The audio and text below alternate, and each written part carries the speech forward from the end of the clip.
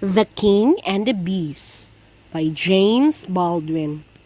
One day, King Solomon was sitting on his throne, and his great men were standing around him.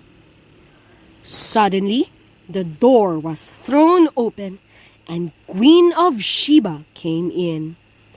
"O King," she said, "in my own country, far, far away, I have heard much about your power and glory, but much more about your wisdom. Men have told me that there is no riddle so cunning that you cannot solve it. Is this true?" "It is as you say, O Queen," answered Solomon. "Well, I have here a puzzle which I think will test your wisdom. Shall I show it to you?" "Most certainly, O Queen." Then she held up in each hand a beautiful wreath of flowers. The wreaths were so nearly alike that none of those who were with the king could point out any difference. "One of these wreaths," said the queen, "is made of flowers plucked from your garden. The other is made of artificial flowers, shaped and colored by skillful artists. Now, tell me, O king, which is the true and which is the false?" The king, for once, was puzzled. He stroked his chin.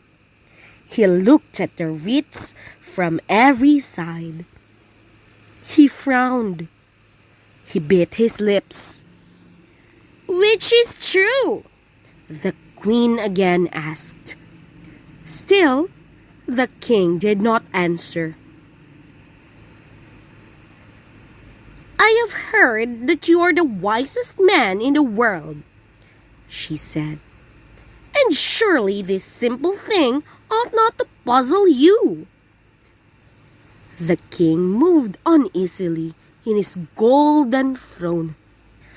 His officers and great men shook their heads. Some would have smiled if they had dared. "Look at the flowers carefully," said the queen, "and let us have your answer." Then the king remembered something. He remembered that close by his window there was a climbing vine filled with beautiful sweet flowers. He remembered that he had seen many bees flying among these flowers and gathering honey from them. So he said, "Open the window." It was opened. The queen was standing quite near to it with the two wreaths still in her hands. All eyes were turned to see why the king had said, "Open the window." The next moment, two bees flew eagerly in. Then came another and another. All flew to the flowers in the queen's right hand. Not one of the bees so much as looked at those in her left hand. "O Queen of Sheba, the bees have given you my answer," said Solomon.